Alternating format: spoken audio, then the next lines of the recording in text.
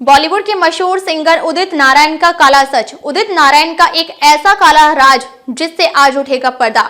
जिन्हें रोमांटिक आवाज के बादशाह उदित नारायण के जीवन से जुड़ा हैरान कर देने वाला सच। सिंगर ने पहली पत्नी को दिया धोखा, तलाक दिए बिना सालों तक छुपाई दूसरी शादी, फिर होटल में खुला काला राज। बॉलीवुड के मशहूर सिंगर उदित नारायण को रोमांटिक आवाज के बादशाह के रूप में जाना जाता है। उन्होंने अपने करियर में कई सारे लव सॉन्ग्स गाए हैं जिन्हें आज भी काफी पसंद किया जाता है, लेकिन उनकी पर्सनल लाइफ के बारे में बहुत कम लोग जानते हैं।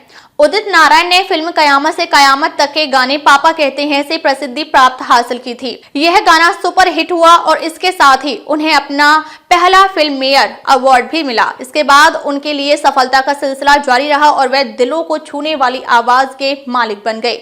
लेकिन सिंगर की पर्सनल लाइफ में काफी उतार चढ़ाव रहे। दरअसल उदित नारायण ने 2 बार शादी की है। उनकी पहली शादी साल 1985 में रंजना झा से हुई थी, जो बिहार की रहने वाली थी।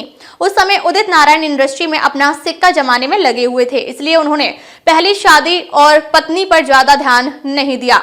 जब वह मुंबई शिफ्ट हुए और किस्मत ने उनका साथ दिया तो उन्होंने कभी अपनी पहली पत्नी रंजना की तरफ मुड़कर नहीं देखा, जबकि वह इंतजार करती रही कि कब सिंगर उन्हें अपने साथ मुंबई ले जाएंगे। वहीं शादी के 2 साल बाद उदित को एक दूसरी महिला से प्यार हो गया, जिसने उनकी शादीशुदा जिंदगी को बर्बाद कर दिया। दीपा गहतराज, जो नेपाल से थी और बॉलीवुड में अपनी किस्मत आजमाने आई थी। दोनों के बीच जल्द ही रिश्ते की शुरुआत हो गई और 1985 के अंत तक उदित ने दीपा से अपनी पहली पत्नी को बिना बताए शादी कर ली। यहाँ तक कि सिंगर ने अपनी पहली पत्नी को तलाक भी नहीं दिया था। हालांकि बात को लेकर कोई जानकारी नहीं है कि उदित नारायण की पर्सनल लाइफ के बारे में उनकी दूसरी पत्नी जानती थी या नहीं। मीडिया रिपोर्ट्स की माने तो उदित और दीपा का शादी के 1 साल बाद एक बेटा हुआ, जिसका नाम आदित्य नारायण रखा गया, जो अब बॉलीवुड में एक मशहूर गायक है। ये सब चुपचाप चल रहा था, लेकिन साल 2006 में उदित का पर्दाफाश हो गया। अप्रैल 2006 में उदित पटना आए थे और एक लग्जरी होटल में ठहरे थे। तभी रंजना होटल में मीडिया रिपोर्टरों के साथ घुस आई और कई चेतावनियों के बावजूद उदित कमरे से बाहर नहीं गई।